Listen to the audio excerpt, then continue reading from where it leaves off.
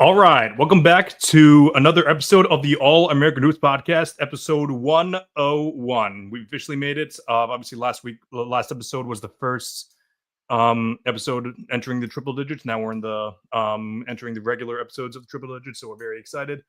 But yeah, so as per usual, joining me is my younger brother Matt Driscoll. Excuse me. It's always a pleasure. I will say, usually when we pod, I don't go to the office the next day because usually we pod on Thursdays. So going to the office tomorrow when it's only Tuesday is definitely going to hurt. But saying that, I'm very excited to be here. Excited to talk about the Western Conference. That's for sure. And then also joining me is our older brother John Driscoll. Hey, H, thanks for having me. Excited to get into it.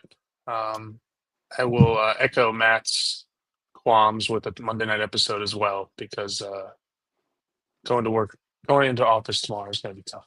Yeah, I definitely don't disagree with that. We did the same thing over-unders episodes last week with the Eastern Conference. That was to squeeze in episode 99 before having episode 100 on Thursday. But however, we also didn't want to do all the over-unders in one episode because that would have literally been like 3.5 hours. So we made sure to not do that. But I definitely agree with you. Don't like doing thoughts too much outside of Thursdays, mainly just because, especially when it's three of us, because then, as you mentioned, it feels like tomorrow's Friday. But yeah, we won't have too many of these. But anyway, a couple of things before we start. For those of you that are confused, I am in John's room like he would be in our house today because the ceiling fan in my house doesn't work. Oh no, not the ceiling fan. The ceiling light doesn't work. I guess the fan too, because the damn remote doesn't work. It glitches out every once in a while, but this one seems like it's a little more permanent. So we'll see what happens there. And then the second thing is obviously very happy that I can see your faces more this episode than last episode. It was pretty weird seeing everyone's face in the box a lot smaller than usual. So very happy about that. I didn't even realize you were in my room.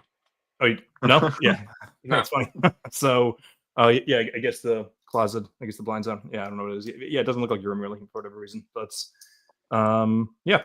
So let's get right into it, just because we got a lot of teams to cover, and then I do want to dive into something else at the end of the episode.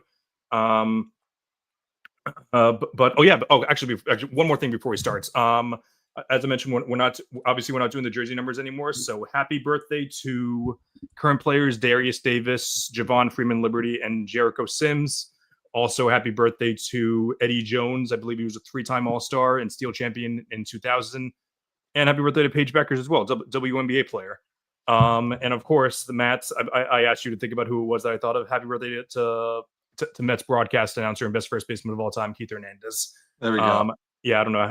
It's an utter joke that man is not in the Hall of Fame. If we want to just derail this episode and talk about that, I don't know how you could be the best defensive first baseman of all time and not be in the Hall of Fame. And it's not like he was like a schmuck, like Omar Vizquel. Like he was like a legitimately bad hitter and a legitimately bad person. Like he doesn't deserve to be in the Hall at all. But Keith Hernandez, amazing hitter, not necessarily the best person, but still an amazing hitter, a great hitter, and amazing first baseman. So I'll say the best person. He almost hit 300. And he won a championship for the Mets. That's all you know. That's fair enough. Yeah. And he was on Seinfeld. He was on Seinfeld. Yeah. Yes, but again, off the field issues aside, rather than off the court issues, like we would say, but off the field issues aside, he was all that. But anyway, he was making him the devil. They were all doing it back then. He was the man. I don't know. My students are in high school now, so they're able to tell when we're joking. By the way, so that's why I don't feel the need to like totally press back at you guys, because they can tell we're joking. That's the beauty of being high school teachers, is that I can curse on air without being totally judged. So there it is there. But anyway, let's dive into some over-unders. So we're gonna dive into the Western Conference for now. We're diving into the three. We're going to do like we did last episode. We're going to do the three divisions, except that in this scenario, it's because I didn't look over ahead of time, but we're going to do in order of the wins from last year. So we're going to start off with what's the name of that division? The Northwest Division with the Thunder. Their over-under is set at 62.5 wins. Obviously once, what was it, 67 last year, coming off 68, I think, actually. Yeah, coming off the championship last year. Didn't really make too many additions to their roster. Didn't really lose anyone. Didn't really gain anyone outside of Obi Topic, who's going to be out for first couple weeks. Their rookie.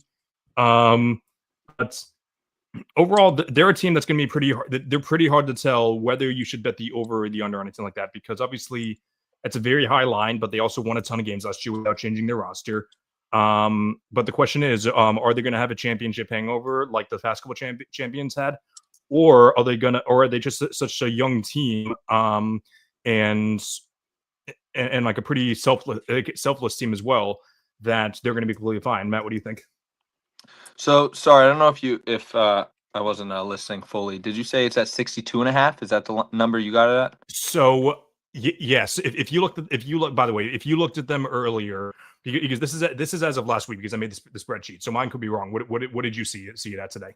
I couldn't get on FanDuel today because it was down, but Oh, it's I okay. Okay, believe that's right. all the pods I've been listening to have them at 62.5. That's the number you have them Yes. at, Chris? Yeah, that's what I said. Okay. Yeah. Cool. Yeah. This was a tough one because I was talking about it with friend of the pod, Tyler Casaretta, at our fantasy draft the other day, Thunder fan. He shockingly likes the over, but I don't know if they're going to take the regular season a little lightly, like a lot of past champions have. However, I don't think so. I think this is a pretty easy over, in my opinion. Last year, you had Chet play like 30-something games. You had Isaiah Hartenstein miss the first half of the year. Caruso missed a good portion of the games. I think J-Dub takes a leap this year, too. I think Chet takes another leap this year. And like you said, the only injuries, I think, are the Topic guy that they drafted last year and the guy they drafted this year, Thomas Sorber, out of the Big East, out of Georgetown, unfortunately tore his ACL as well. J-Dub's also out to start the year, by the way. I don't know if you saw that. But yeah, that's the. Do you know how serious that is? I don't, but like, yeah, like they said he's still recovering from his wrist surgery, so I don't know. I don't know how serious it is. Yeah, so who knows? Yeah, that doesn't. I mean, obviously, if he's out for a while, that would change my my overtake. But I'm not gonna. I think if it's not as serious as I think it is, I'm gonna stick with the over.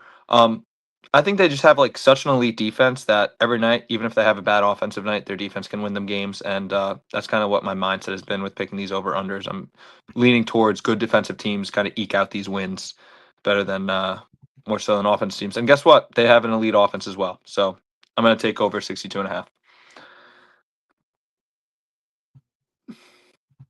John, you're on mute. How many did they win last year? 67? 68. Right? Yeah. Yeah, so I think it's hard not to take the over here. The only thing that would kind of, I guess, hold me back from being, super confident in that is the West didn't necessarily get worse, right? I mean, I think when talking about like the Knicks when we did on Thursday night, not Thursday night. I guess this was last Monday, right? When you think about the Knicks, like they have two teams in the Celtics and the Pacers that got worse, right? So you can see how they would kind of make up a couple wins there. Not necessarily against them, just kind of running through the East. I don't really see that with the West. I think if anything, the West got better.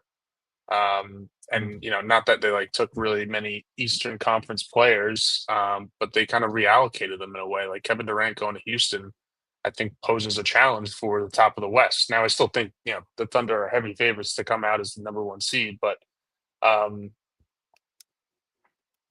that all being said, I still think like going from 68 to 62 with no real change to your roster, barring championship hangover, I don't see how they go under. So I'm going over. Yeah, I don't mind those takes at all. And as far as I can see, the only podcast that dives as deep into us in these over unders is the Bill Simmons Scott podcast. And if I'm not mistaken, I'm pretty sure it's a sweep for the overs as well. But I'm going to take a slight under, mainly just because, again, like it is the championship hangover that is hitting me a little bit. And I just and again, it's a very high bar. Like 63 win teams don't just grow on trees. Like it's not like they just happen back to back seasons. Like obviously, the Celtics won 64 and 61 in back to back years, and even with that, they had a big slump in the middle of the year. So maybe that's actually helping or hurting my case. But again, like it's just a very high bar. And I know they dealt with a lot last year, but it really felt like they never really dealt with like a mid-season stretch of like dealing with crisis as far as that. So I'm like they did deal with that in the playoffs, like being like obviously going 7 games against the Nuggets, 7 games against the Pacers. So I'm curious to see how much that happens in the regular season. So I'm not saying that will happen given how talented they are, but it is something that I think is going to be pretty interesting to monitor, especially if they don't have a great start with J-Dub out. So I'm going to take a slight under, a slight under, but by under, I mean, I'm pretty sure that I predicted them to, not pretty sure, I've written down here, like I did pick them to win 62 games. So slight under. But with that, up next, we have the second best team, in my opinion, in the West is the Denver Nuggets. They're over under set at 54.5. Obviously, they made a few moves, swapping Michael Porter Jr. for Cam Johnson, re-signing Bruce Brown, and signing Jonas Valanciunas to be Jokic's backup center. And obviously, the big move that they made today is extending Christian Brown to the rookie extension, 5 years, $125 million, which is, in my opinion, kind of a steal because I think that down the line, I feel like that might be a contract that's going to age gracefully. I'll start with this one because I went the last one. I'm going to take the over in this one at 56 wins. That's 1.5 games over. And I'm feeling pretty good about it. Obviously, the Thunder were the 4th seed last year. It's not that they didn't take the regular season seriously. It's that they were just not really a talented team. Jokic did a lot of carrying that year. And I don't think Jokic is going to have to do a ton of that this year. I think that Valanciunas is easily the best backup center he's had. I think Mason Plumlee was probably his best backup center, better than DeAndre Jordan and better than whoever was Jordan still the backup center last year. I don't even know. And Dario Saric for a little bit too, and he stunk. Yeah, that's right. He did stink. So, definitely give the edge. Definitely gonna bank a lot on the Nuggets this year, improving and also having a higher ceiling in the playoffs than pretty much everyone but the Thunder. So I'm gonna go the over for the Nuggets. Yeah, I'm back and forth on this one. I'm also going to go with the slight over here, Chris. Just love the additions. I think they got a lot of guys that can score now. Like, obviously, Michael Porter Jr. could score, but I think just Cam Johnson will fit their kind of scheme better. He can handle the ball a little bit, and he's not a shabby three-point shooter either. He can also play make. The Valanciunas addition will, help Jokic, give him some rest. And I don't know, what it ended up being, but when Jokic was on the court last year, they had the best offense of all time. Then when he was off the court, they literally had the worst offense of all time by offensive rating.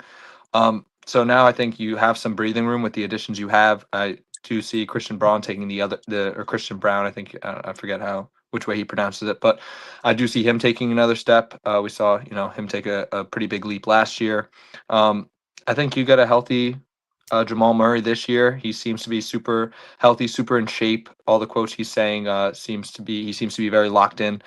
And I think Nikola Jokic is kind of coming back a little hungry. I think last year he was a little annoyed with how the season ended. He was a little banged up. He had a bad game 7. Obviously Aaron Gordon was hurt. Murray was banged up too at the end. The only issue is they only have one team in Jokic's Nuggets career that has over 54 wins, I believe. I do think this is his best team that he's had, though, counting the championship team, roster-wise. So I'm going to take the over. I just love the additions. I love what they did. Yeah, I think this is going to be a sweep.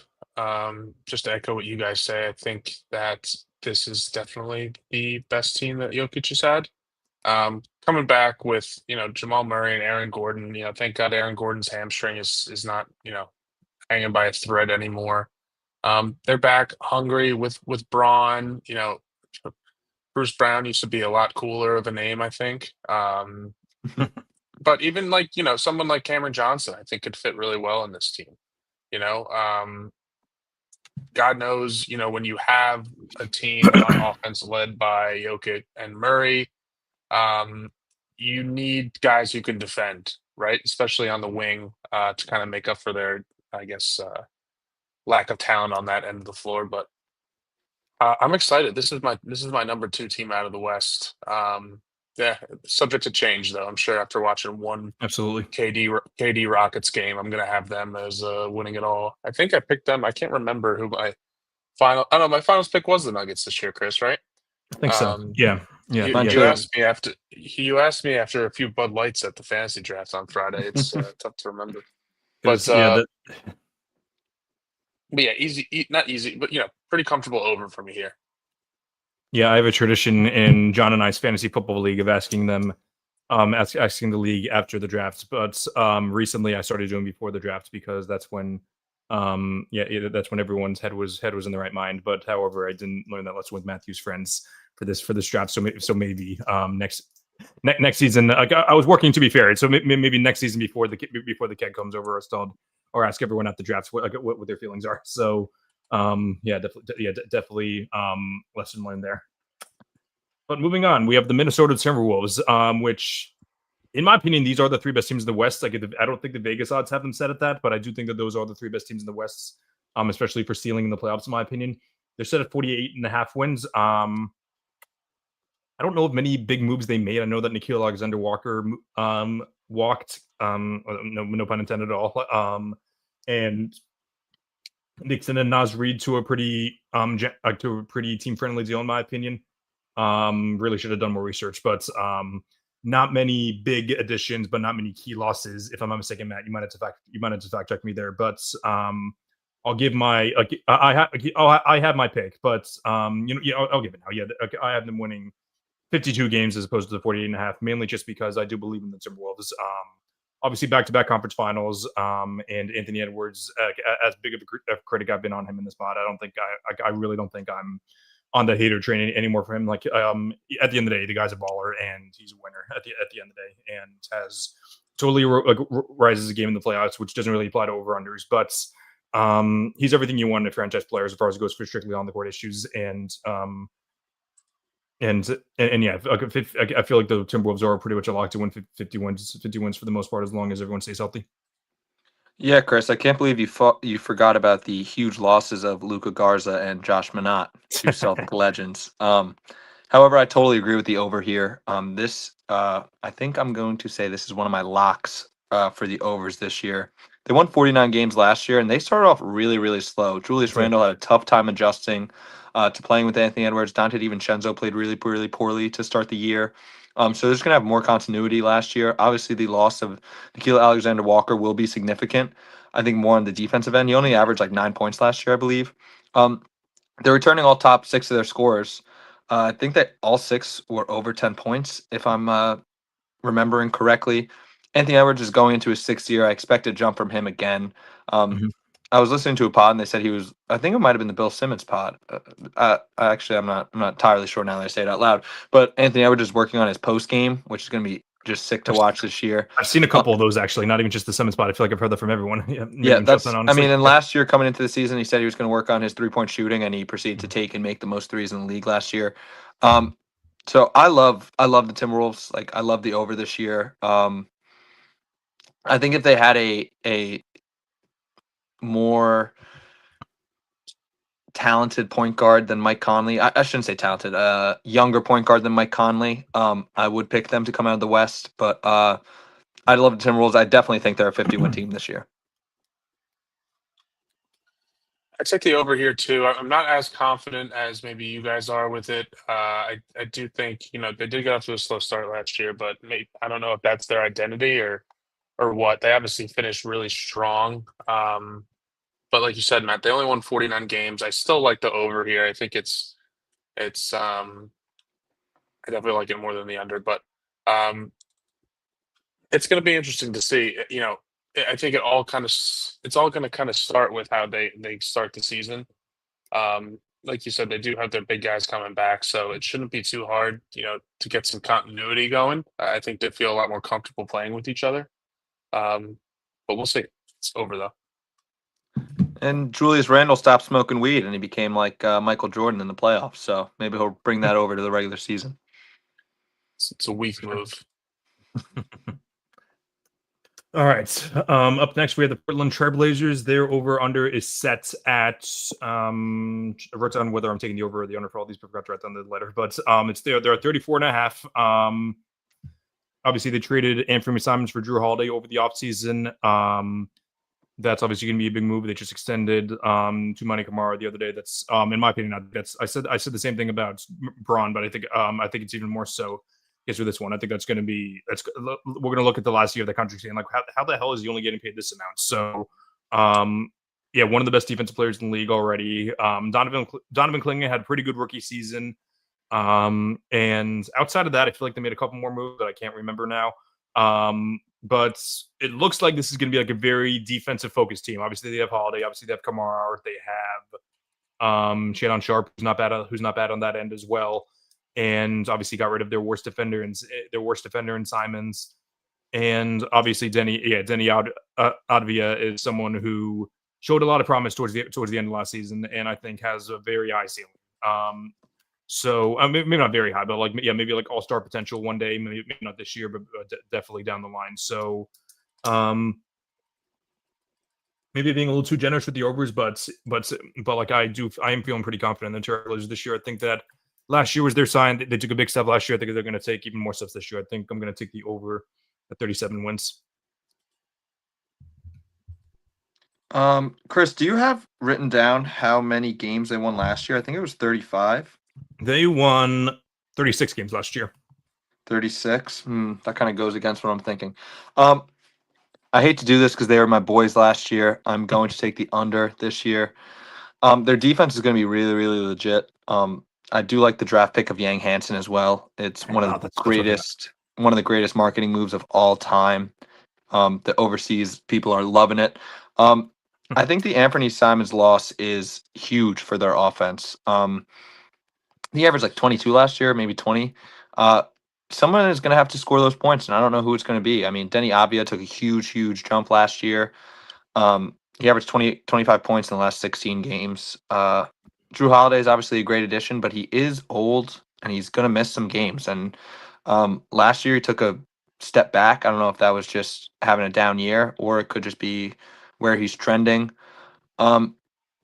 I just think there's not enough offense, and the West is too good, and they're in the best division in basketball, in my opinion. So I'm just take the under very, very slightly. I hate to say it. I have them winning 34 games. Fair enough. I like a lot of guys, or not a lot of guys. I like a handful of guys on this team, but I hate this team. I think they're all like any player I'm excited about is like relatively injury prone. You know, like I love Drew, but like you said, Matt, he's old, definitely injury prone. Love Rob, injury prone. Jeremy Grant has been injury prone his entire career. They do have Caleb Love, so if they ever need somebody to like, I don't know, sleep with their teammate's girlfriend or something like that, they can rely on him for that. They do have Big East legend Donovan Clingan, Nice. and Matisse Thybulle. So like again, like Matisse, yeah.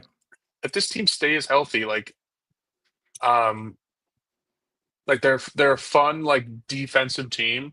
I would say. I think most of them play good defense, and it's exciting to watch. But like not enough talent at all. And I don't really think like we saw a regression from Drew last year, and I don't really think he's like going to be like super motivated to, play an elite two-way Drew Holiday season on this team.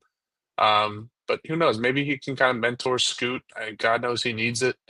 But yeah, I just think like, especially with Dame out, like I don't see them really like rushing it to try to get to however many wins, So, John, you have under on wins, but over on teammates girlfriend slept with, correct?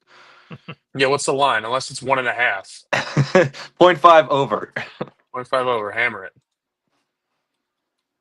Love it.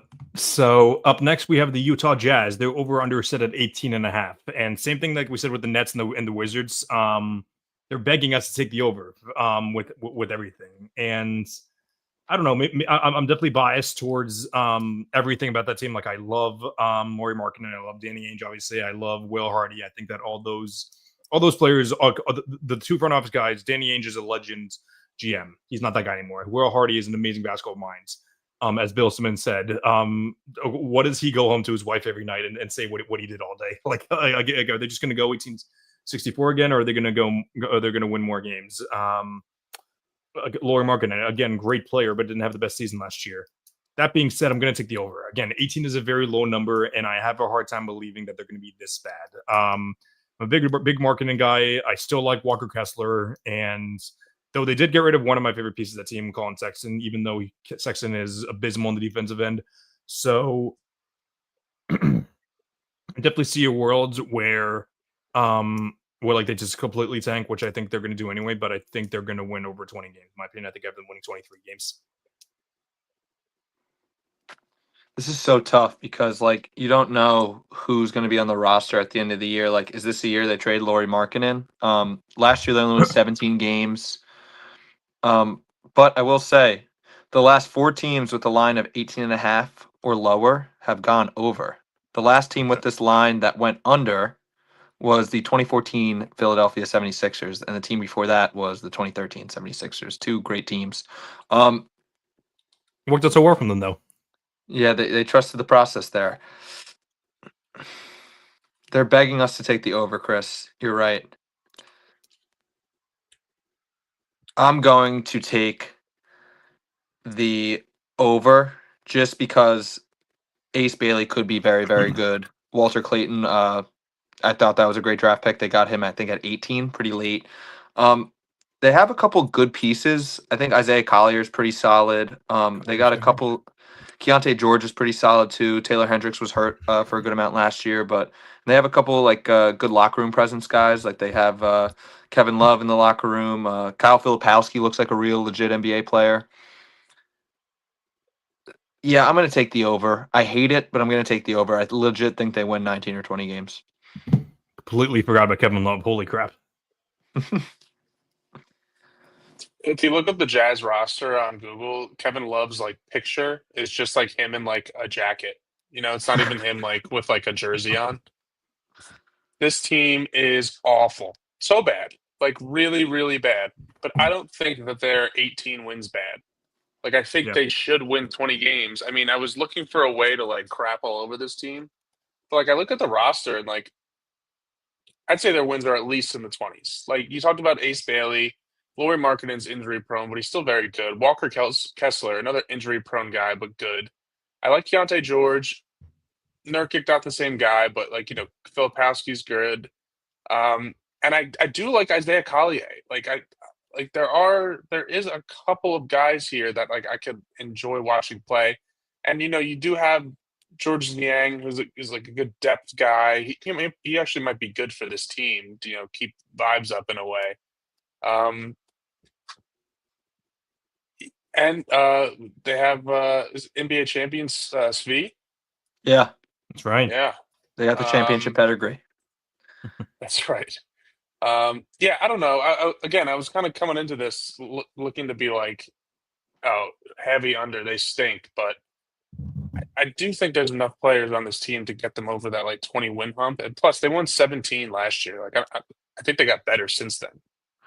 Do you know think how so, many yeah. times the Jazz went on a win streak last year? 0.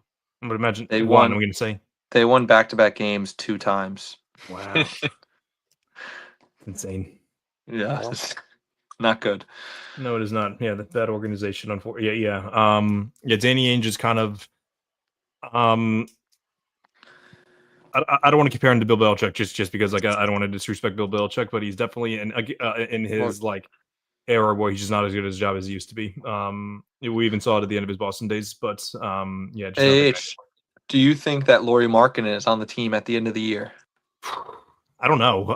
The Warriors would seem to be the team that most people thought he'd jump on, but they can't really afford that anymore unless they're going to trade either Draymond or Jimmy, which Or is Kuminga. Kuminga too. Yeah. I guess don't so. know. Yeah. I don't know I what think- Kuminga's contract was. It's either I don't know if it's the full year or if it's 6 months. I feel like it's the full year if it's an extension. But wait, no, he was under. Yeah, so I don't know actually. It could be the full year, but I could be wrong. I feel like it's the full year. But I don't even know who else would want him. Maybe like I'd have to go through the teams and like what they can afford money wise and which players they could even flip for him. But my guess would be yes. But I would say over next offseason, like I think this is his last full season with the Jazz. I think that's a pretty safe prediction. But up next we have the Pacific Division. We have the Lakers, the Clippers, the Warriors, the Kings, and the Suns. I have something to say about this division, but I'm going to wait until afterwards. But first, we'll dive into the Lakers. They won 50 games last year, and their over/under is set at 46.5. That is with trading for Luka Doncic halfway through the season. You'd think that trading for Luka Doncic would make their team improve, but they're somehow worse. I think a lot of that has to do with the fact that LeBron's going to be out for at least 2 weeks. A lot of it has to do with the fact that some people might think that his injury is going to be lingering. But I think most of it has to do with the fact that they've just done like Rob Pelinka. I don't want to bring Rob Pelinka too much because I feel like he's done a much better job than most people. I feel like he gets too much crap from a lot of people, especially LeBron fans. But overall, himself and the front office have just done a god awful job building around LeBron James, in my opinion. Just look at the roster that's built. Obviously, trading for Luka was a slam dunk move, but it was really just placed in their laps. They gave up the minimum for him. But the issue with Luka is that they next to him is Austin Reeves, and between Luka, LeBron, and Reeves, all three of those guys are extremely ball dominant, and and LeBron is easily the best defender of that group. And I would say outside of like the specialty defenders, he's easily the best defensive player on the team because like I'm not including Jared Vanderbilt, Marcus Smart, or Jake LaRavia, mainly because like they're going to be role players, not going to be starting. I'm talking about strictly the guys that are like going to be playing like the big minutes. And they lost their big defensive guy in Dorian Finney-Smith this year. So I'm going to take a pretty. It's not heavy, but like I have them winning 44 games, so I'm going to take an under. Not because I disrespect LeBron James, not because I disrespect Luka, but because they've just done a god awful job building around this Lakers team. And I think until they trade Austin Reeves, they trade Austin Reeves for like either picks or like better role players around LeBron and Luka, I just don't see this team going anywhere. Yeah, Chris, sorry, I missed the line again. What is it, 47.5 you said? 46.5, which 46.5? Yeah. That doesn't change my answer at all. I'm still taking the under. I totally agree with you, Chris. I have a very heavy under here by a couple of games, strictly because do you think LeBron plays over 50 games this year? I don't think he plays over 65. I can tell you that. I don't know, I don't know if he plays 50 games though. Like, yeah, that's a low number, but I wouldn't be surprised at all if he does it. Plays. And the problem last year was their center depth.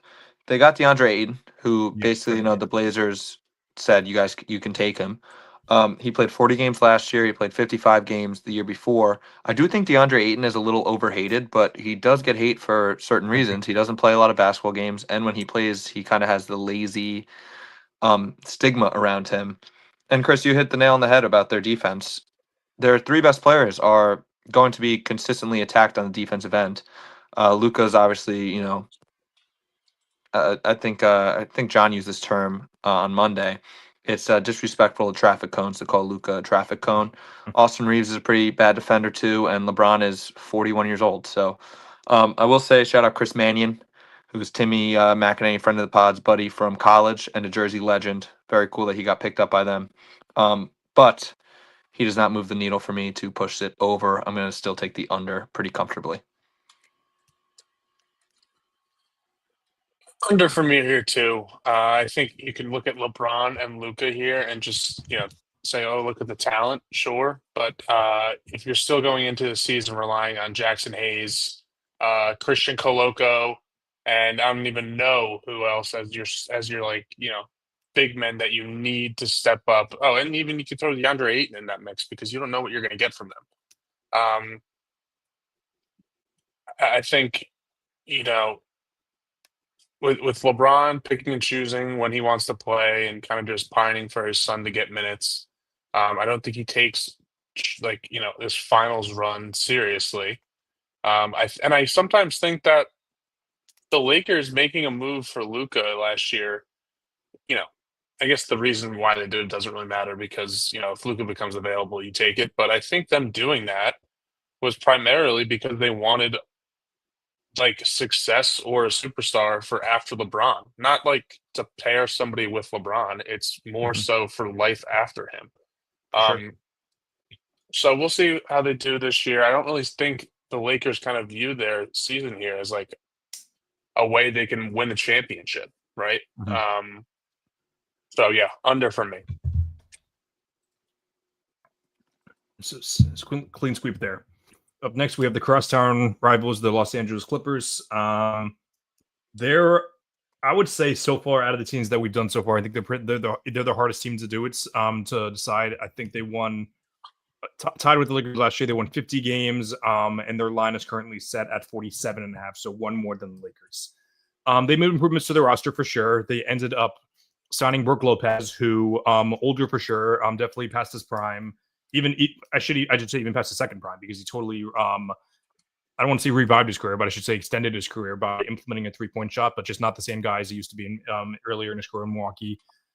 They traded Norm Powell for what's his name, for John Collins, who isn't a great player, but he's definitely someone that like fits the Clippers' needs, like as far as goes for like needing like long wings to pair with James Harden. And then obviously they signed Bradley Beal and Chris Paul, who again, older guys past their prime, but still good enough ball players. So this is a weird team. I don't know which team to equate it to from last year. I guess I would just equate them to the Clippers, just like a weird team who's just long. But I'd say they're the Clippers on steroids, just like signing a bunch of older, washed up guys and just making weird moves, which could or couldn't improve your team's ceiling. So I don't know if this moves their. I don't think it moves the needle for them winning the title, but I do think it'll move the needle for them. Maybe winning an extra playoff series or two. Maybe not two. Maybe winning a playoff series. I like the Clippers, obviously. Like, I'm not going to be. I'm not going to. I'm not going to say I'm not going to fall for it again, because I well could. Come April, but I don't see them going too far. Even with Kawhi being healthy, because like he did stay healthy for the first time last year. I shouldn't say stayed healthy. He was healthy at the end of the season, for the first time literally since the bubble. So 47.5. I'm going to take the slide under, mainly just because like these older teams, as reliable as some of them are with being predictable and knowing how to take care of business in the regular season, this team's just a smidge too old for me. I know that Chris Paul isn't going to get a ton of minutes, so it's not really because of him. It's mainly just because of the weirdness, and I don't know. And obviously there's the whole Kawhi element to where you don't know if he's going to be available, but there is the James Harden element to where you say he's probably going to be available. But however, last year was his all-star season, so maybe this is the year that he gets pissed off the Clippers. Who knows? Yeah, Chris. I really want to take the over here because last year the Grizzlies were the 8 seed and won 48 games. So it's like, do you think they're going to be better than the 8 seed last year? Obviously, I know that's like not the best way to look at it. I think John Collins was a plus addition. Obviously, losing Norman Powell is tough. He had a great year last year. The Brook Lopez addition was all right. I mean, Bradley Beal. There's so many question marks with him. Chris Paul is going to play almost every game, but he's not going to play a ton of minutes, like you said. Zubac was awesome last year. I expect him to be awesome again. But like you said, Chris, way too many question marks. Like, what if Kawhi, his controversy comes up in the middle of the year and he gets suspended? Like, it's like that could realistically happen. Just a lot of injury-prone guys too. Harden can miss some time. Kawhi obviously can miss some time. Just too many question marks. I'm going to go with the slide under as well. This is a really tough one for me. And I don't want to keep just like agreeing with you guys here.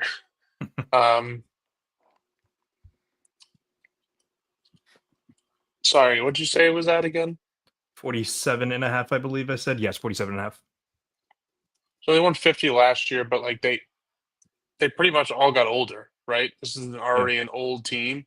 I think also with the addition of Bradley Beal, you automatically lose like 4 wins. I'm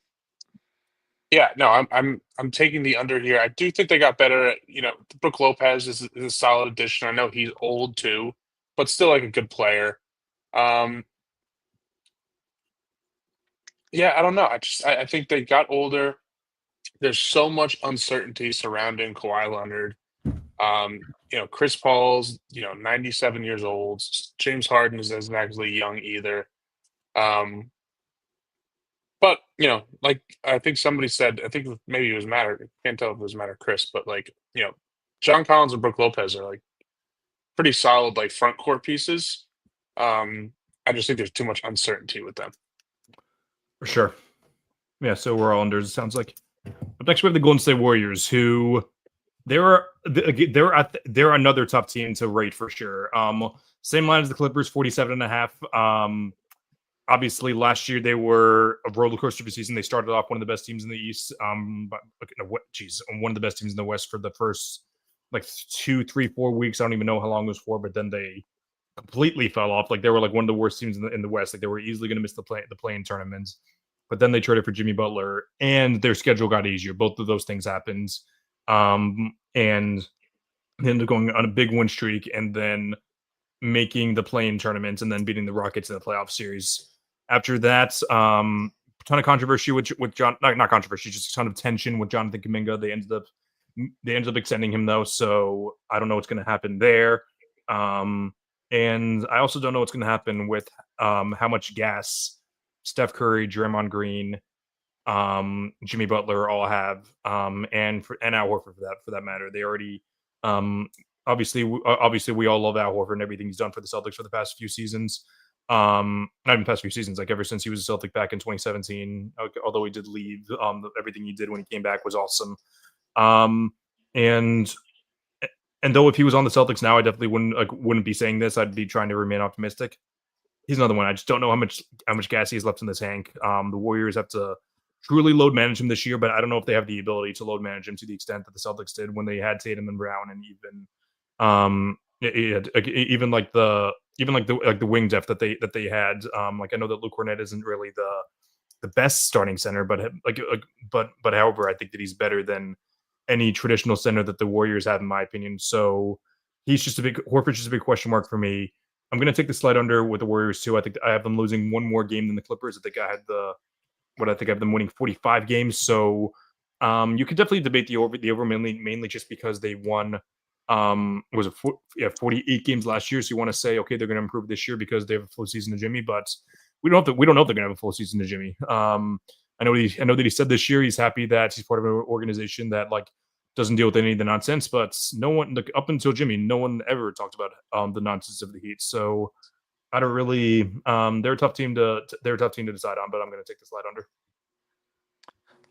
I was back and forth on this as well. I'm going to take the slight over. Like you Mhm. said, there are a lot of concerns. Like the age is definitely an issue. The injuries. Is Jimmy Butler going to demand a trade at the in the middle of the season? I think that's a next season thing. I don't think this is a this season thing. But I do like how they played basketball at the end of the year. They went 23-8 in their last 31 games with the third best net rating. Just trailing behind the Thunder and Celtics during that stretch. And obviously the loss of Kevon Looney will be huge, True. defense and rebounding. He definitely played a huge role there. But they added Al Horford, and I think, adding a stretch big with Steph Curry will only help. Sure. And Chris, I am very, very disappointed for you not believing in the fountain of youth that Al Horford has found. I think he's going to be very solid, even though I do agree that they will load manage him a little bit. But I think he's just, going to play backup center minutes. I think he takes the Quentin Post minutes that they had last year. I do still like Gary Payton. I think he, is going to be a solid player. I do like Tracy Jackson Davis as well, and Loyola legend Pat Spencer. So I do like a couple of the role players that they have, and obviously Jimmy Butler and Steph Curry if they stay healthy. I mean, I think they're one of the better teams in the West, but a very slight over. I'm not loving this pick. Sorry, what you said the line was it 43.5? No, 47 and a half, I think. Yeah, 47 and a half. Okay. That's weird. Yeah. This one I don't know which Is there another site that has them lower? no, I was there's this one site that has like all different whichever ESPN has them winning 60 something games, so I don't. Yes, not 60, but like it was. I forgot about that. Yeah, it was something close to that, but like no, yeah, come on. 47. I think it's definitely attainable, especially for a team with this much talent. I do think they got relatively better, but again, I think this is a team that relies heavily on veterans and veterans that are injury prone from time to time. Hal Horford's not going to play back to backs. Steph's good for missing a couple weeks out of the season, and Jimmy Butler's only injury prone when he knows he's not going to win. No, but I will say that 47 isn't really 47, right? Yeah. Mm-hmm. Yeah, that's not a substantial number, I don't think, for them to get to. I think there's enough talent to get to that number. So over? Yes. Yeah. Cool. All right. So, yeah, two more teams for the Pacific. So we have first off the Sacramento Kings. They won 40 games last year, and that's with them borderline blowing up their restaurants. I won't say blowing up, mainly just because the only thing to do was trade Fox. And this year their line is set at 35.5 wins. A couple moves that they made. Obviously, they signed Dennis Schroeder to a deal. He's someone who really helped the Pistons win a lot of games last year, and obviously signing Russell Westbrook is obviously it's not really a big move, but definitely a marketable move for them for sure. And I'd say pretty safe to say they're easily one of the worst teams in the West. Not only are they one of the worst teams in the West, they're one of the worst constructed teams in the West as well. I don't know how you watch the Bulls for 3 seasons and watch them have a great first 2 months of their entire thing, and just totally fall off towards the end. Not even fall off, just play average basketball. And I don't know. I feel like if you're going to trade your franchise player, you're not going to just trade him for like the 3 first-round picks were great, but getting Zach LaVine along DeRozan, like I think that Zach LaVine is a very talented player. I'm a huge fan of Zach LaVine, actually, for that matter. But I don't know. It's just like a weird team fit. I don't know if they're tanking this year or if they're just trying to be average. But I find it hard to believe that a team with Domantas Sabonis, and Zach LaVine is like going to be tanking too much. That being said, I just think the roster around the two of them is just too bad for me to take them seriously. What is it? Yeah, I think I had them. No, I had them. The Vegas has them set at 35.5, and I picked them to win 32 games. So, yeah, they're won enough games based on just like grinding it out on certain nights. But I'm relatively not like I'm not moved by this team at all. I'm sure that everyone agrees with me, honestly. Yeah, this team stinks a ton. I can't believe their line is this high. I am huge on this under. I said the Timberwolves were a lock for the over. I think they are definitely a lock for the under. Sabonis is already missing the first 2 games with a hamstring injury, and we all know hamstring injuries linger, and that's as a Domantas Sabonis owner in 2 fantasy leagues, which is awesome that I drafted before this news came out. But I don't know who's playing defense on this team. I don't know who's really bringing up the ball. If Schroeder, when Schroeder's out of the game. Keon Ellis is a good player. Schroeder's a solid player. Like they do have some talent, but I don't know. I hate this team. I think they're very, very bad. And the West is very, very good. So I think this is a very easy under. Yeah, I don't like this team at all. You said it was 43.5? No, 35.5. 35.5. Yeah. Well, that makes a little more sense. Yeah. 43.5 had me like triple checking it. Yeah, it's sad because I think if you put these guys on a team 5 years ago, they probably are competing for a top 3 seed in the East with Rush, Schroeder, Sabonis, DeRozan, LaVine. I like Keegan Murray a lot too. But it's one of those things. You go through rosters like this, and you're like, okay, well, I like this person. I like this person. I like those people if they were like 8 or 9 guys, right? Rather than starting on a team. But I will say, yeah, I'm trying to think of something positive to say about this, and I really can't. So, Fair enough. All right, last team specifically the Phoenix Suns. They won 36 games last year. Their over under is set at 30.5. Obviously, they traded Kevin Durant in the offseason for Dylan Brooks, Jalen Green, and first round pick. They drafted who's the center they drafted? I don't even remember. Mahaluk from Duke. That's right. Yeah. So it's pretty safe to say that they're not necessarily in it to win it a ton, even though they don't have their own draft pick. But I think this year is going to be a lot of experimenting. Like, can Devin Booker be the lead guard on certain teams? Like, I kind of felt like they already experimented that. It's not really the best thing, but they just don't have a point guard room. So I don't know. Yeah, 30.5 is a pretty fair line to set. I think I have them winning 20 exactly 1 game under. So 29 games. So I think that Devin Booker is good to win you like 15, 20 games himself. But outside of that, I just really, like I'm not a big fan of Jalen Green.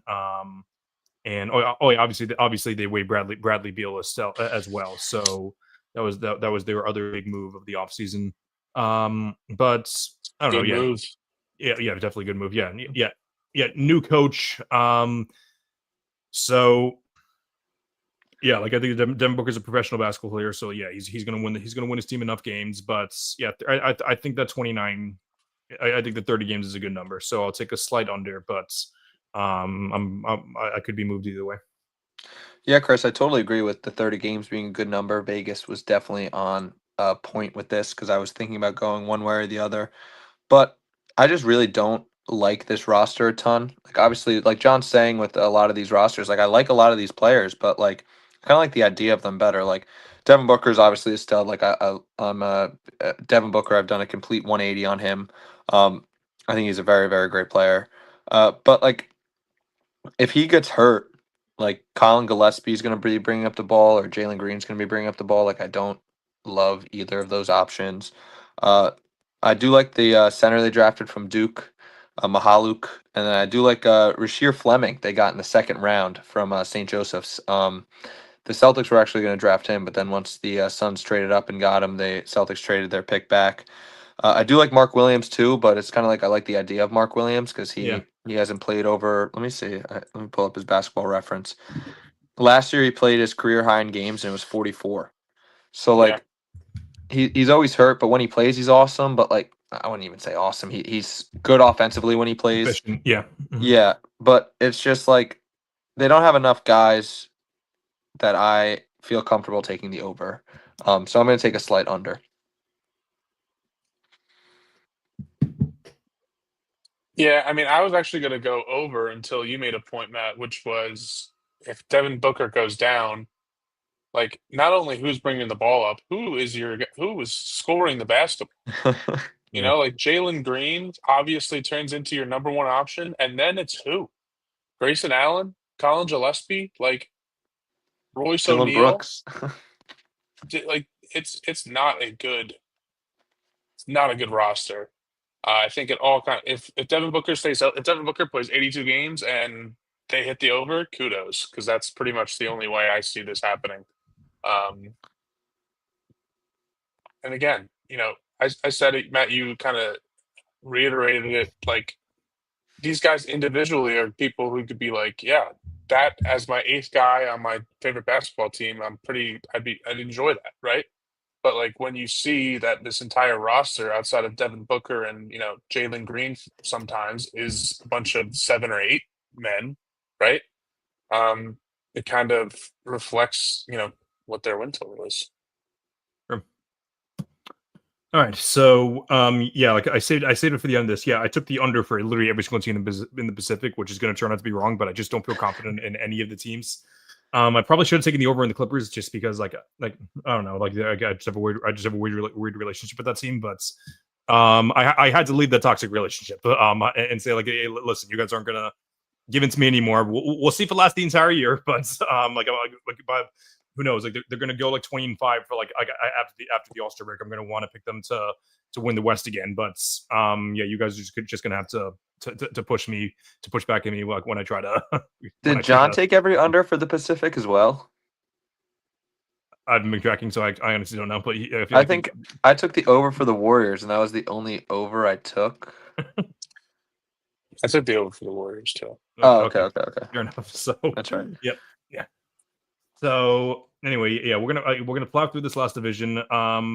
Just so the audience knows, I don't think I'm going to go through my entire top one. I'm not even going to go through any of my top 100. I think mainly just because I wanted to talk about something else for the last portion of the show after we finish the over under. But regardless, we're going to plow through this. We're gonna give our pick and our reasoning, and then move on. So first we have the Houston. Oh yeah, this is the Southwest Division. We have the Houston Rockets, who won 52 games last year. Their over under is set at 53.5. Excuse me, and they obviously before the day of Game 7 of the Finals, they traded for Kevin Durant, trading Jalen Green, who I think was a net negative in my opinion, Dylan Brooks, and their pick, which turned out to be the starting center, and then on the Suns, I forgot his name again, and Mahaluk. Mahaluk, yeah. And the most tragic, unfortunate thing was that Fred VanVleet's their starting point guard and really the emotional leader of the locker room last year, out towards the ACL and after the season. So their obviously their starting point guard, who's really their only point guard, honestly, ended up being just, in my opinion, is going to hurt them a lot more. But I am really excited to watch the team. I think that they're going to be towards the top of the league pass teams, in my opinion. So, especially with their starting lineup announced today, that Amin Thompson's going to be starting point guard and Kevin Durant's going to be the starting shooting guard. So, and that's with Jabari Smith Jr. at the 3, Şengün at the 4, and then Steven Adams at the 5. Everyone loved that Şengün Adams Twin Towers lineup, and not only that, they also have Kevin Durant, a 7-footer, playing the 2 guards. So you could tell that that is an Ime Udoka team. Obviously, they're not like a great. Like Jabari Smith is a fine defender. Kevin Durant is not a good defender anymore, especially when guarding the 2s. But Amin Thompson, elite defender. Especially, it'll be fun seeing him be like the point of attack defender. So it'll be a fun team to watch for sure. But that over under seems a little high to me. 53 is a little high. Like I know that Kevin Durant is a better. Like he makes up for a lot of things, but I don't know. I don't know how much they're going to focus on the regular season. I think I took a pretty solid under. I had them winning 50 games instead, which maybe is a little disrespectful to KD because I'm having them win less games than last year. But I don't know, just too weird of a team in my opinion, and not in the best way. Like I picked the Clippers in a good way because they have low expectations, but I don't know if you should be a weird team if you have high expectations. Yeah, Chris, I don't hate the under here. Vegas is really good at their job. Every line, I'm like, I could go either way. I am going with the slight over. You said I don't know if they're going to try in the regular season. I think they are just because Ime Udoka is a psychopath and will have these boys playing. Him getting Kevin Durant has been like a wet dream of his for the past 6 or however long he's been coaching. Is this his 4th year coaching or 5th year coaching? Whatever it is. It would be Smith if he coached in 2023. Oh right. Wait, did he coach in 2024? He did, right? Yeah, 2020. Yeah, he did. Yeah, last year was the second. Yeah. It would be his 5th if he coached in 2023. Yeah. Yeah. So here's what will happen for the over. I need Amin Thompson to make the jump that literally every single person in the world is saying he's going to make, which kind of scares me a little bit. I need Tari Eason to stay healthy and make a little jump as well. Reed Shepherd has to be a rotational player this year. You can't be the 3rd overall pick and just not be in the rotation for the first 2 years. I do think he's a good player. He had so much hype going into the draft that I don't see him just not being in the rotation this year. I do get the concerns with the offense, but their defense is just so good. Their defense was awesome last year, and obviously the Fred VanVleet injury hurts their offense, but he's not a very good defender. And I mean, you pick up Dorian Finney-Smith, you pick up Josh Okogie who can defend. Let me see what other notes do I have. The shooting concerns definitely are real, but I just love the double big lineup. I love Ime Udoka is a great coach. I'm not saying I love him. I think he's kind of a tool, but I like a slight over here. I think they're going to try a lot in the regular season. And this is like the first good Kevin Durant team in a while. I know he's been kind of moody recently, but I think this team could have him, excited and playing hard again. I love this team. Like this is the team that I'm most excited to watch. And it's really like it's one of those things where like I can acknowledge and like admit there are flaws to this team, but like it's just constructed in a way again that definitely has flaws, but in a way it just makes me excited to watch them. Like I'm gonna love watching that double big lineup on defense. They're gonna have to try to find ways to not like hide because Kevin Durant's like he's not like I'm trying to think. He's not like Luca on defense, right? Like you're not gonna have to like overhelp all the time. But if he's gonna be matched up against like smaller 3s or bigger 2s, like you might run into an issue there. But I think if you have a top 2 defensive team, if not probably top, the best defensive team in the league, and your major concern is Kevin Durant on defense, I think you're in a good shape. I don't know. I think Amin Thompson and Kevin Durant are going to be really fun to watch in the backcourt. We all love Şengün, And probably Smith Jr., Tari Eason. Like I think this team is going to be really, really fun to watch. It's probably just like a preference, or I'm letting like the style of how I like watching certain teams come into my selection here, but it's an over for me. Definitely fair enough. Yeah.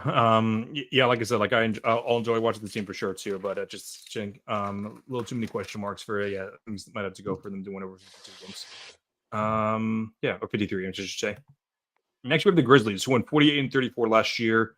The over under set at 39.5.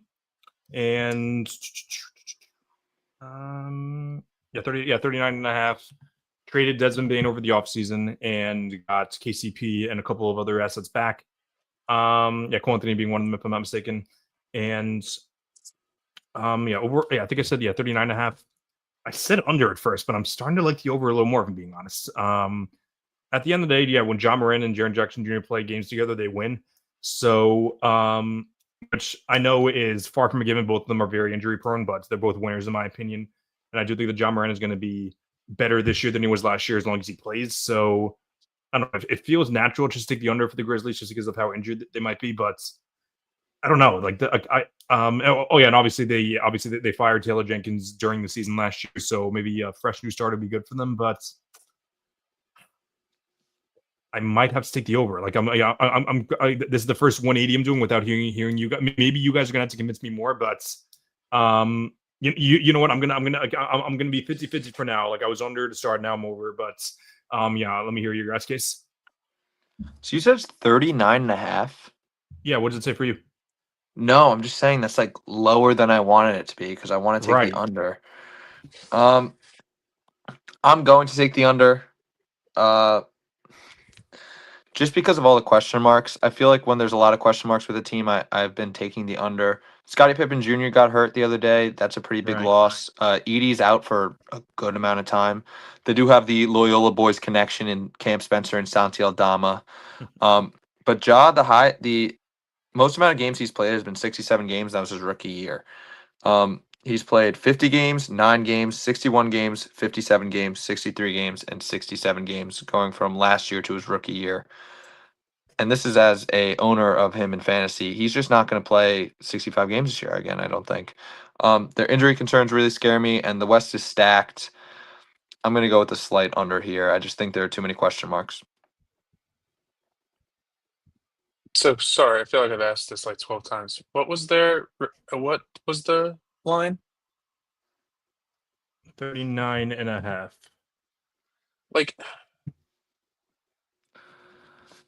Like I wanted to take the under here, but they won 48 games last year, and I mean, Ja played 50 games. I guess is the argument that Desmond Bane really added 10 wins to your season? That's like a majority of what the issue was, right? Or I guess that's the difference in their rosters over year. I feel like they also Go on, Matt. They also picked up Ty Jerome. Like that's a I pretty was just solid about to pickup. say, True, so like Ja being out for missing at minimum 25 games probably. Like Ty Jerome, obviously not Ja Morant, but that's like a solid backup or six man in general. I take the over here. I think it's a low line. I already submitted my have enough talent. I already submitted my damn article to Primetime Sports Talk already, so it's kind of too late for me to reverse my pick. But you can reverse it on air.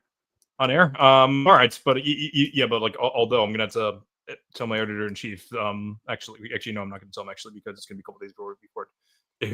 But yeah, I'm gonna take the over. But with that being said, I'm not gonna change any of my picks, but I am probably gonna have to give the Wolves like an extra loss, give someone else an extra loss, probably like I don't know, maybe like the Lakers an extra loss, and then someone else who knows. But like I'm gonna take like I've already had them at 2.5 games under. Yeah, like I'm taking the over them. They're at the end of the day when like I said, when Ja and Jaren are healthy, they win games. So that's what I think is gonna I think they'll be healthy-ish this year because it's been pretty brutal couple years for them. So I think this is the year that they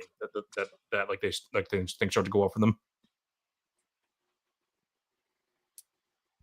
So up next we have the Dallas Mavericks, who they're on my list too for and I really wish the Kyrie was healthy because they definitely be on my list for teams that I want to watch. Although Cooper Flag having to play the point guard in some roles is definitely going to be must watch TV as well.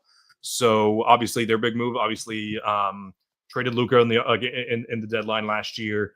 Obviously, yeah, and then having the three bigs, which is a good problem to have in AD, Gafford, and Lively. AD's going to have to be with the 4 lot, even though Gafford's going to be out for a good amount of the beginning of the season. PJ Washington, Najee Marshall continued to be like their wing depth, and signing either sign or trade. I think it was signing D'Angelo Russell. He'll be their starting point guard for most of the season, and obviously drafting Cooper Flag was the big thing as well. So they won 39 games last year. Over under is set at 39.5 as well. I'm going to take the over. I don't know how many. I had them winning 43 games. So yeah, I think that's fair. 43 is as long as AD stays healthy, which is far from a guarantee. I really wish the Kyrie was healthy too, because this would be a legit contender if they were. Yeah, Chris, I'm going to agree with you on this over here. It is another great line. Obviously, like you said, I think Cooper Flag rocks. I think he's going to be so fun to watch, and I mean, hopefully he stays healthy. D'Lo, I think, was a very solid pivot from, having Kyrie being out for a while. I also like the rookie they got. It's Andrew Nemhart's brother, Ryan Nemhart. He was like one of the guys that fell in the draft that everyone liked. They have a great big depth with Gafford and Lively and AD, and I mean Powell stinks, but I mean as a fourth It's not center, a he's bad pretty fourth or good. fifth center. Yeah, exactly. Yeah, I think 39.5 is pretty low. I guess they think that Anthony Davis is going to miss a lot of time, which he probably will. But I think they have the talent to cover for him. So I'm gonna take an over. Yeah, I like the over here too. I'm not sure if it's, I think initially I was concerned that this was because of me overrating Cooper Flag, which I don't even think I am. I think he's going to be awesome. And I think he's a player that, some of these guys come into the league, like, Scoot Henderson, or even somebody that I like Brandon Miller. Like, Brandon Miller is like a good, relatively all around player, quote unquote. Like, he play makes. He's not just like a slasher. He can shoot the ball well, but like, the level, the tier of Cooper Flag is so far above somebody like Brandon Miller, in my opinion. He's like 6'10". He can play make. He can handle the ball. He can guard 1 through 5. And I think that's what his value brings the most. And they're going to need it with Anthony Davis out, is him at the defensive end. It's going to be interesting to see. I think he's 6'10", 6'11". Definitely not undersized, but, with, I think in college he used the fact that he was 6'10", 6'11" to his advantage, and much more athletic than everybody else. I think that he's going to run into a few guys at the NBA level with that size and athleticism, or at least similar to what he has. Um, but I think on top of Cooper Flag, this team is actually constructed relatively well. Um, you do have big man depth. You do have players on the wing. I do like your call out of Ryan Nemhard, Matt. I think that's an interesting one. D'Lo is going to be able to keep it held down until. And you know what? I think it's interesting because, like, it might even be almost better for Cooper Flag's development of Kyrie being hurt, Yeah. AD being hurt, and then you got these guys like PJ Washington, D'Angelo Russell, Derek Lively, Daniel Gafford. Like, these guys aren't going to like steal shots away from them. Like I think they're good replacements that aren't going to, just take advantage of the fact that you have Kyrie and AD out. Well, now that I you will mentioned say, it, John, the last time that Kyrie was injured, and then that we were hoping that it was going to be good for young players' development, didn't necessarily work out for the next season, but it did work out for the season after Jason Tatum and Jalen Brown. So we'll see what happens there. I will say we didn't mention Klay Thompson. I know we joke around and kind of hate on him a little bit here and there in the pod.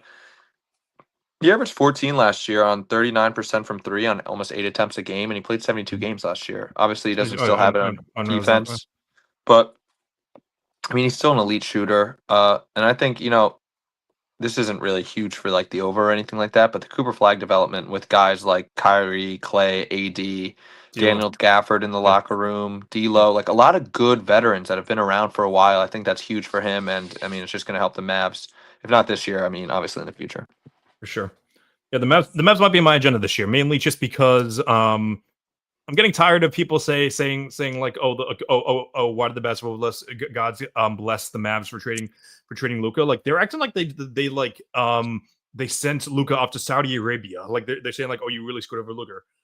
They traded Luka to play with LeBron freaking James. Like and like I understand like you don't trade your franchise piece, and I know that I just crapped on the Lakers earlier, but I'm just tired of this whole notion of like organizations are evil because they trade who they want to, which they shouldn't have traded them. Don't get me wrong, but like it's just so bizarre to me how people say like, oh, how dare you trade this person? They can trade whoever they want. Yeah, that's my boomer rant of the day. But we've got two more teams. One of them being the San Antonio Spurs, who won 34 games last year. Their line is set at 44.5. They traded for De'Aaron Fox at the deadline last year.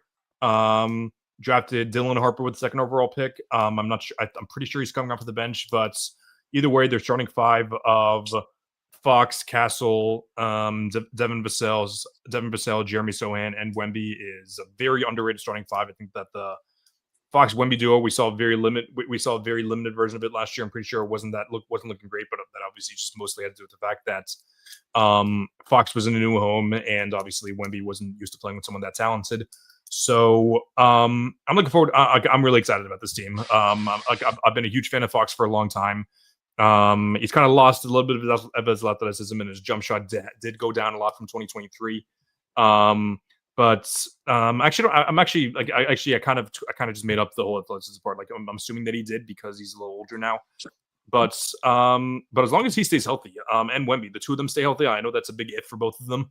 But I'm gonna take the over. I've been winning 47 games. I like this team a lot. I think they're talented enough. Obviously, I know that Popovich wasn't really with the team last year, but like now that they have like a fresh start, saying like okay, like I'm not obviously like Pop was overall like an all-time great coach. I'm not saying that he was like a negative to be there, but I am saying like it's a fresh new start for the organization. So which he's still like in the organization, but just not really coaching anymore. And I think that like they're gonna have a clear direction now. Like the only thing that might be shaky is the fit between Fox, Castle, and Harper. But like I said in the pod a few weeks ago, like I guess a few months ago at this point, I think it's a good thing that they traded for Fox because having two guards in Castle and Harper might have been a little awkward to start, but now they have a veteran all-star in there who can definitely help them out there. So yeah, kind of similar to the Mavs, but to a lesser extent, they do have some veterans in the locker room now, and yeah, like I feel pretty comfortable with the over here for this person. Yeah, 44.5 is pretty high, but I am very comfortable with the over as well. I mean, Victor Wembanyama literally could win the MVP this year if he stays healthy. Mm-hmm. I might throw a little money on that. I think his odds are like 12-1 is what I heard on the Bill Simmons pod today. The French vanilla connection between Cornet and Wemby, I'm going to love to watch this year. They seem to love Luke Cornet already, which take care of our sweet prince. The Fox injury does concern me a little bit. Sure, I forgot about that. But I think Dylan Harper rocks. I think Castle's going to have a pretty good second year after winning Rookie of the Year. He has a great overall game. I also love the Carter Bryant pick out of Arizona. I think he was the 8th overall pick. I think he rocks. And obviously, shout out St. John's legend, Mr. 82 himself, Julian Champagne. Yeah, they have a lot of depth, and I think this team is going to be very, very good. So I'm taking over 45 or 44.5. Before you go, Jen, breaking news: the Indiana Pacers forward Aaron Nesmith has signed a 2-year, $40.4 million contract extension with the franchise through the 28-29 season, plus a trade kicker. So shout out to our guy Aaron Nesmith. It was a tough breakup for sure. He wasn't really happy with being traded and kind of being a trade piece rather than just being like a guy they traded for Malcolm Brogdon, but. It ended up being a great move on both sides, so I'm very, very happy for Aaron Nesmith getting his payday. Yeah, he earned it. Yep. In game 1 against the Knicks, he earned it. That's for sure. Oh my god, I forgot about that. That was insane. Right, This John? Yeah. Spurs team, it's an easy over for me. I love this team. I'm going to be watching a lot of Western Conference basketball this year. I feel like there are a lot of teams that I'm going to enjoy watching. Wemby speaks for himself. I really love the Stephon Castle, Dylan Harper duo that's going to be paired up with Wemby this year and for years to come. Um, the De'Aaron Fox stuff, that injury, I don't even think it really bothers me too much for this over under. Obviously, they're better with him on the court, but I think it's almost better for their growth for Wemby, Harper, Castle, even Vassell to just have that, extra minutes to kind of mesh together a little bit more. I don't know what's De'Aaron Fox's contract look like. Is it over this year? No, we just on Um, the no, we just on the extension. For your A little bit. extension, right? Yeah, it was like 4 years, two something. It was it's a pretty hefty deal. I So don't know. yeah, Like I guess yeah. it's like you're trying to get to the playoffs no matter what with Wemby, but Mhm. I feel like it's almost better if you ride with Castle and Harper. But maybe I'm Mhm. just overrating the young players a little bit here. Um, but I no, yeah, I'm gonna stick to that take. I think it's having De'Aaron Fox on his team obviously wins you more games, but like who's coming off the bench here? I guess Harper then, right? I Well, think so. Yeah, to start the year, Harper's going to start, right? Unless you have Vassell starting over him. Vassell starting at the 3, I think, and then Sohan starting at the 4, if I'm not mistaken. Yeah. Okay. So yeah, I'd imagine that Harper's starting at the 2, but yeah, that is true though. Yeah, I'm wondering what'll happen when Fox is back and healthy, but I'm imagining that he's still gonna be the best player out of the 3 of them to start the season. Like I was talent. thinking that Keldon Johnson would start at the 3, but maybe that might be Maybe. couple years past his prime, I think. Because then you probably go Vassell at the 3 and then Barnes at the 4. Um, Oh yeah, Barnes. Yeah. Barnes is ahead of Sohan. Looks like Sohan said he's out. I wonder how long. I don't know what that injury is like. Sprained left wrist Thursday and will miss opening night against the Mavericks. That was 4 days ago. So yeah, I don't know how long sprained wrist take the NBA. But yeah, for sure. Yeah, yeah, they'll it's be. a good Yeah, over for me though. yeah, I agree. All right, last team we have the New Orleans Pelicans. Another really weird team. They won 21 and 61 last year. Their over under is currently set at 30.5. They're a weird team because like Herb Jones and Trey Murphy are two of my favorite players in the league. Like they're both long wings who are elite defenders and solid offense players as well. That's my archetype of player that I would want on my team if I were a contender. But are they players that I want on the tanking team? No. Especially because Jordan Poole is their starting point guard now, not CJ McCollum anymore. DeJounte Murray is going to be out for all of next season, if I'm not mistaken, or close to I shouldn't say all, like a lot of next season because he tore his ACL, I'm pretty sure, at the end of last season. Obviously Zion is their 4, and then their 5 is it was supposed to be Queen. I think they were hoping that he would be the starting center, but then he just injured himself again. So not again, he just injured himself for the season. So now it's he was messy with Kevon Looney as their backup. Oh, Derek Queen is what I was looking for. But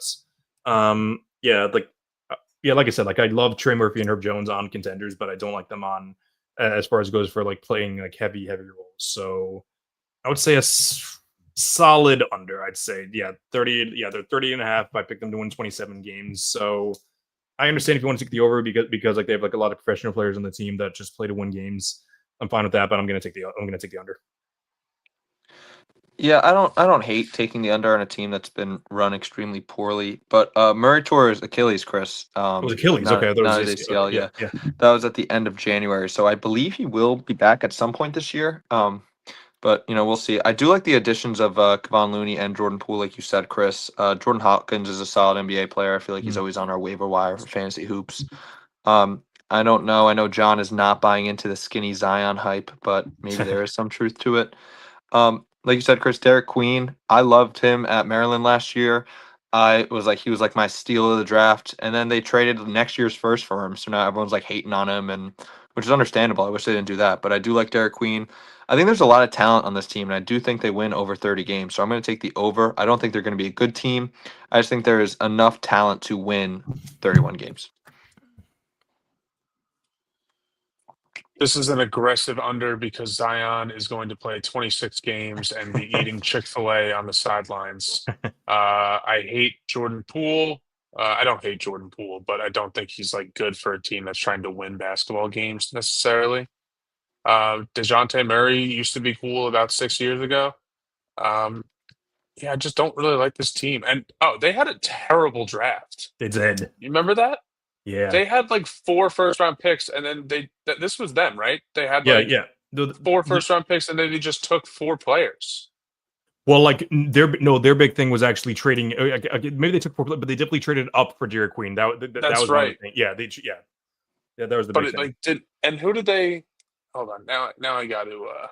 They took Jeremiah Fears early, the 7th overall pick out Yeah. of Oklahoma. He's I think he's a solid player. I think Derek Queen's also a good player. I hate how what they gave up for Derek Queen was my takeaway. I'm pretty sure that they don't have Right. their first round pick this year, right? They don't. Next year, yeah. They It's don't like have- weird protected and stuff like that that. was But what yeah, that which was is the big why thing. them not having their first round pick, they have nothing True. to tank Ooh. for. Yeah, true. So I don't So know. Yeah, who knows? All right. Yeah. Okay. Yeah. John, I feel like you have one more thing to say. Are you trying to find No, something? just No? under. I was Okay. looking for Yeah. the draft details, but I Yeah. think we kind of covered it. Cool. All right. So I know, as I mentioned earlier, I know in the title it says like top 100 projecting. I'm gonna cut that part out. Executive decision. Instead, I feel like episode 100. Last week was awesome. We had a great time doing the drafts. I was very happy with the way that things went. And everyone had a great time. So I was very, very happy with that. But like I feel like that I didn't do enough of which it wasn't time and place to do so because everyone else is on. I didn't do enough of acknowledging the first 100 episodes and how great of a time I've had with them.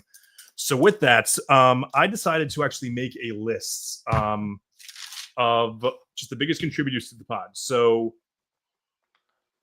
do you guys want to guess how many episodes you've been on? Because like, happy birthday, Keith. But do you guys want to take a guess as to how many episodes you guys have been on?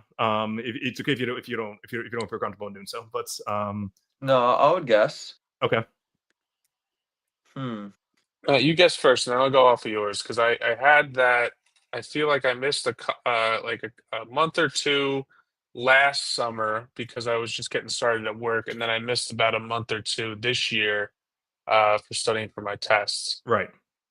So Chris, was I on the pod? Like, how many episodes at the beginning did I miss? The beginning that you missed. I shouldn't say you missed because like it was mostly just me like doing things to start. But I'll say for the first 8 episodes, you were on for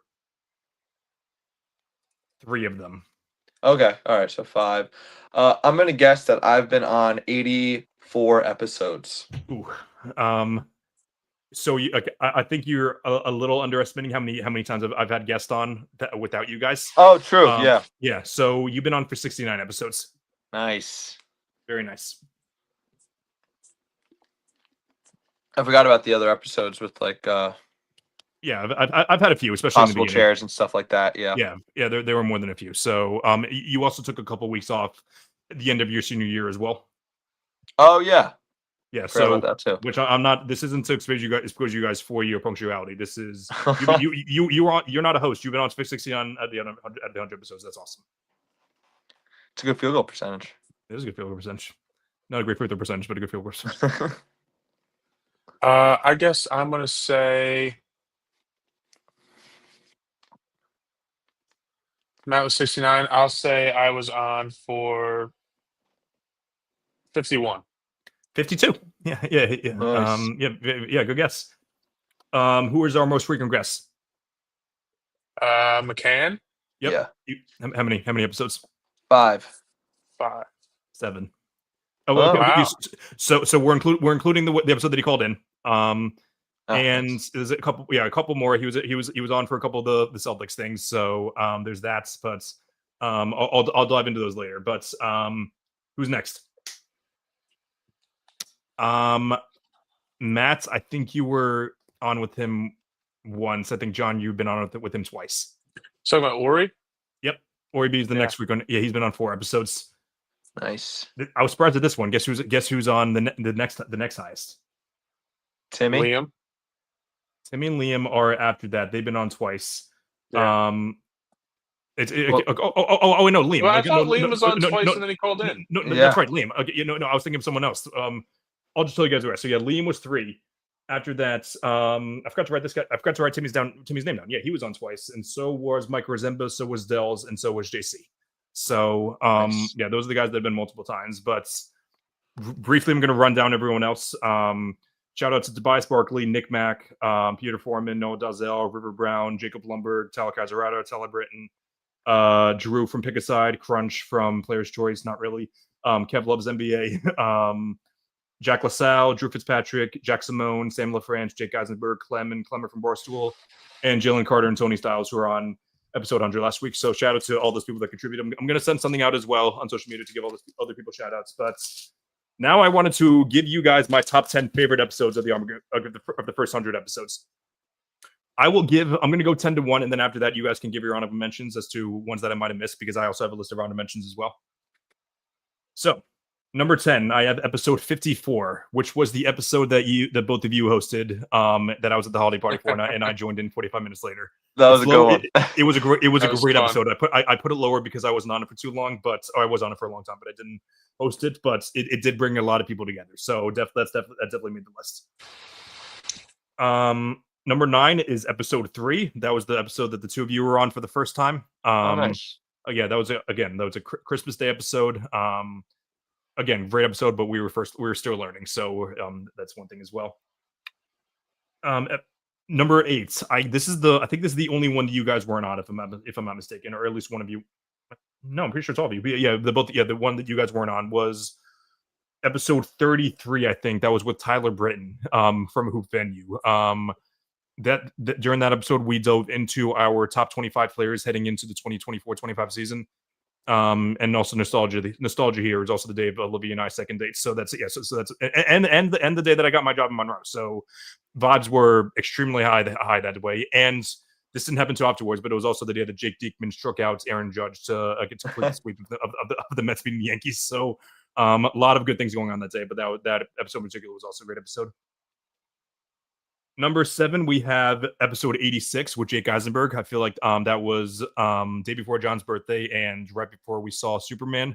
But we did the all-time Celtics draft. That was a great episode. Eisenberg was easily one of our best guests and had an awesome time there. But episode 6 and 7 are easily reversible. I did go with Jack Simone though. That was another awesome episode. Again, I'm not saying one over the other, but I feel like there was a lot more ball knowledge talk, and I feel like it was a lot of a fun draft there, drafting our favorites, random Celtics, including John getting snubs from drafting Jeff Green with his pick. That was very funny. Jeff Green. Yeah. I wrote him down. You did write him down. That was a great moment. Number 5, I have episode 89. I think I wrote it down. My handwriting is awful. Let me check real quick. Yeah, it was 89. It was the episode that we had Clem on. That was that was a great one. That was a great one. Unfortunately, things didn't pan out for the Mets there, but it was still we shared our tough experiences as Mets fans, but it was still an awesome episode. All right, so number 4, I have episode 45. That was when we had Dells on the day after the Mets made advance to the NLCS. So yeah, we talked about that. We talked about the starting 5 documentary, episode 1, and the NBA James Bowl. But again, vibes were immaculate there. Obviously Dells is the GOAT. He always brings high vibes there. So again, just amazing episode. That was a great one. Yeah. Episode number 3, I have episode 92. Actually, that was right before. This was when we did our other all-time draft, but that was the one where we could only pick one player per decade. That was.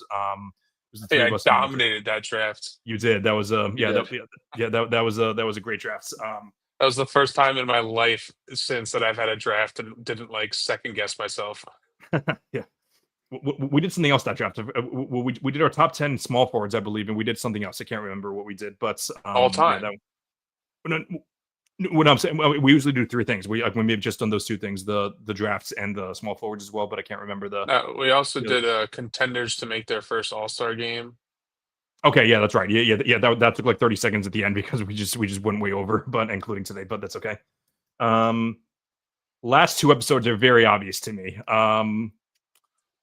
I'm not gonna have you guys guess just because like it's one of the other. But episode my second favorite episode of all time was episode 100. Obviously brought everyone together. We did an awesome draft. Everyone had a great time. And it was and again, vibes were high. I was very happy with how things went. I wish I had the picture that I'm going to post a picture on Insta later. It was a very cool picture that Olivia made for us, but it was very cool.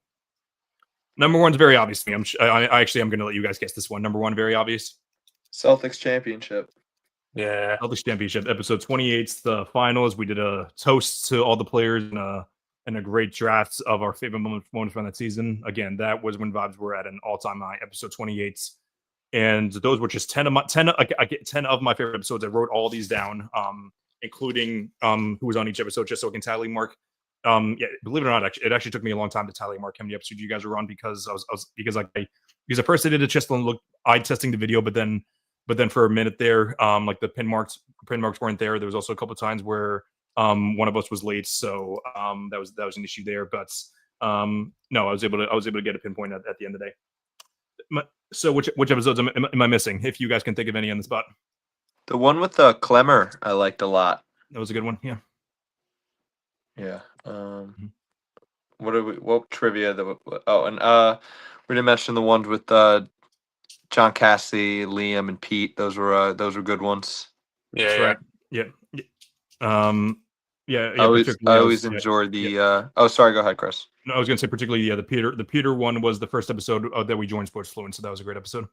Yeah, you went off that one, but yeah, that was I always enjoy the pre-March Madness shows with Timmy. Really that is 100% written down as one of the honorable mentions. I can tell you that for sure. Yeah. Also, yeah, John, the episode we were on with Rivendell's was also a great one, and then Matt, the one where it was just me, you, and Drew, that was also a great one. Yeah, that was a good one too. Yeah, and the one with me, Porzemba was great too. We talked That's about right, yeah. basketball for sure. Yeah, so yeah, it's been one hell of a ride, and yeah, like I literally wrote down all the episodes right here. It's gonna be a tracking thing right now. But yeah, hopefully, it took us about like a little under 2 years to get 100 episodes out. I feel like it's going to take even less time this time around, especially because I'm definitely going to try to be more committed to maybe like once a month, going twice a week instead of once a week. But I haven't decided how I'm going to go about that exactly. But regardless, I thanked you guys last week for everything you've done for the pod. But yeah, I did want to dive deeper into what exactly this pod has been for the past 2 years. It's been one hell of a ride with you guys, and I couldn't be more grateful for everything that you've done for the pod, and it's been one hell of a time. So, can't wait for episode 1,000. Episode 1,000, yeah. We'll have our kids on. We'll have 30 guys on to do an all-time draft. We're going to increase it every time. But who knows what's going to be the deal there.